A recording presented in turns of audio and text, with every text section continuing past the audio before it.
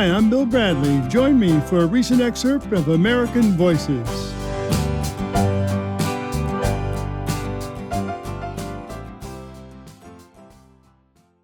It's a common problem getting your friends to help you move. That can be tricky. Some people get their friends to help them move by offering them a free pizza or dinner. But my guest today got 300 friends to help her move. That's right, 300 friends. When Michelle Tuplin of Serendipity Books moved her bookstore to a new location, instead of hiring movers, she asked her community to help. 300 people showed up, and they formed a human chain between her old bookstore and her new bookstore, and they passed each book from person to person.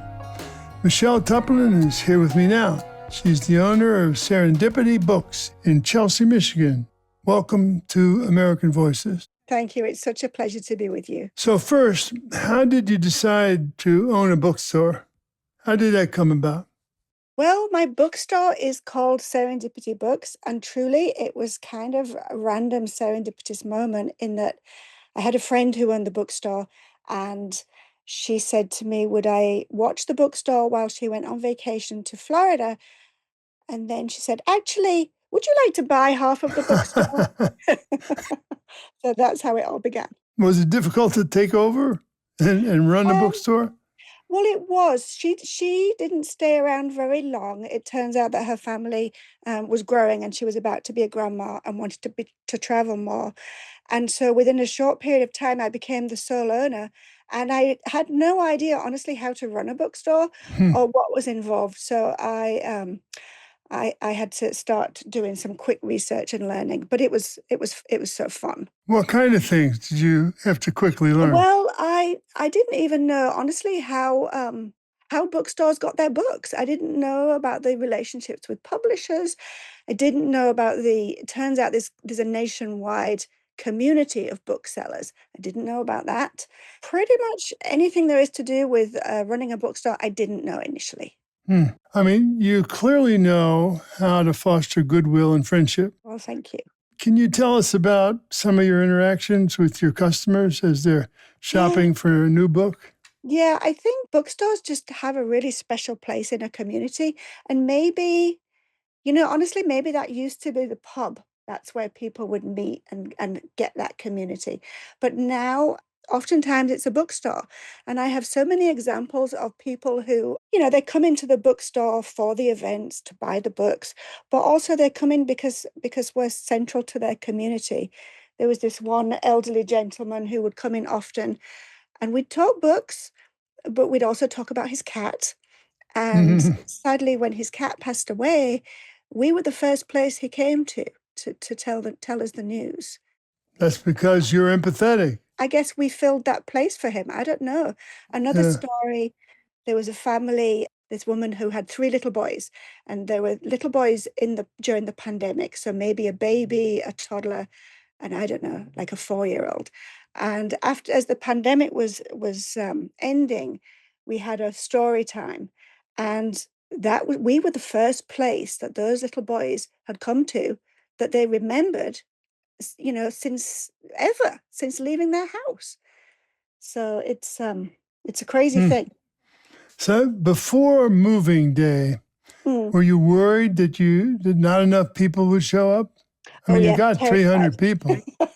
I mean, I definitely knew that people would show up because they'd told me that they would. But still, it was a reasonably sized distance that we needed to stretch. And I didn't want people to be able to have their arms stretched way out because there weren't enough people. And I didn't want to look like Nancy No Friends. But we just had to go with it and trust that people would show up, and they did. And what were the logistics of how you moved? So each person in line would pass each book from one person to another? Yeah, so the idea was that we would by passing the books, we'd be able to take them off the shelf in the old bookstore, put them on a shelf in the new bookstore, and they would still remain in alphabetical order. How about that? That was a wise move, Michelle. Yes, it turns out it saved a ton of time. we were able to do this because we had bookcases in both locations. And I asked very organized friends to be at the front of the line and the end of the line. So those positions were critical. And then they would start with the A's in the science section, pass to the B's, get to the C's. And those books went down in the same order all the way down the line and went on a shelf. Now, it got complicated potentially because after about 15 minutes, we realized there were so many people there passing books that we needed to form a second line. But if we did a second line and it crossed over the first line, we were going to lose our order. So we had to have a quick brainstorm about how to make that work. And we figured that out too. And the whole thing was done in less than 2 hours. That's amazing.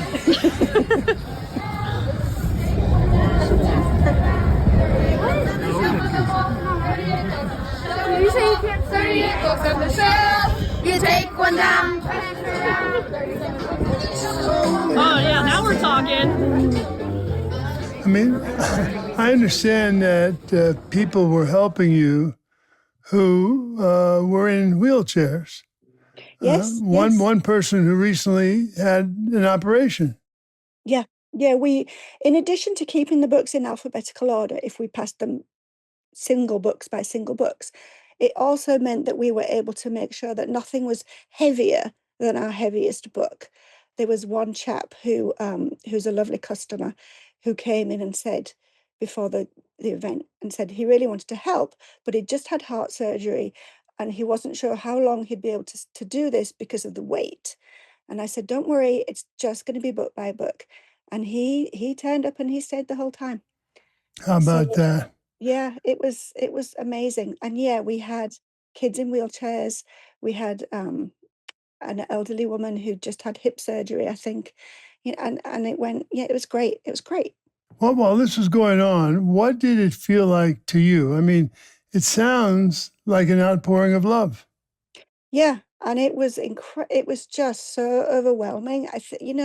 We really don't get to experience that. And truly, you asked me about the logistics, and apart from really those details that I've told you, that was it.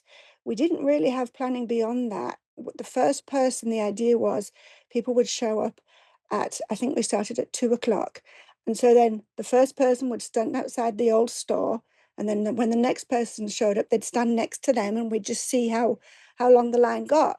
So it was on the hour and people said to me, okay, I think we're ready to go. But I hadn't been outside yet, so I hadn't seen how many people had arrived. And when I came down the stairs of the store and looked to the left and saw this group of people who were all so enthusiastic and happy to be there, it was just overwhelming. It was amazing. So this happened in Chelsea, Michigan. That's right. What's it like to live in your town? Well, I mean, sometimes I do feel like I'm living the dream because, I go up to the bookstore on my bike. Maybe I go to yoga. I see friends and neighbors at the farmers market. So, in many ways, it feels like a very warm community. There are issues like any community, and there are things that, we struggle with, but it feels like a special place. And you came to us from Yorkshire. That's right. Yeah. When did you come, and what did you like about living, or what do you like about living in the U.S.? Well, I've been in the US now for 30 years. My most favorite thing about living in the US, at least initially, I suppose, maybe some days still, would be my husband. That was why I came to the US. That's a good reason. Yes. But, it's become home. I still have family in England. I go back often to see them. But it has become home. We lived in Washington, D.C. for a while, and that was fun. And then we moved to Michigan for my husband's job. And we ended up in this very small town. And I think the thing that I really loved as we were raising children in the town was that they could walk into the center. It felt safe enough that they could walk to the library. Well, I grew up in a town like that. Did you? Yeah. Yeah, 3,400 people. Mm-hmm. Yeah. Yeah. So now that the bookstore moved, Yeah. are you happy with your new place? Oh, Oh, it's such a nice space. It's really wonderful. And now, because of all this crazy viral stuff with the video, we have visitors from Alaska and Australia and Brussels. I mean, all over the world, people are coming to visit us and to see, to hear about the story. So it's just amazing. How great is that? You've become an international celebrity, Michelle. Who would have known? Oh, no, I'm sorry. The bookstore became an international celebrity. Listen, thanks for being here and telling us about this wonderful moment, this wonderful coming together of community and friends in Chelsea, Michigan. Thank you so much. I mean, where is Chelsea? in relation to... It is about 15 minutes west of Ann Arbor. Oh, yeah. Okay, great. I've been speaking with Michelle Tuplin of Serendipity Books in Chelsea, Michigan. Find out more, visit us on Facebook. Our Facebook page is American Voices with Senator Bill Bradley. On Instagram, it's Bill Bradley on SiriusXM. Thanks so much. Thank you. If I'm ever in Chelsea, Michigan, I'm definitely coming by Serendipity. Oh, please do. Please do. That would be amazing. Every time you laugh just a little, take one step closer, solving the riddle. It echoes all over the world. Thank you for listening to American Voices here on my YouTube channel. For more interviews celebrating the goodness and creativity of the American people, click the subscribe button below.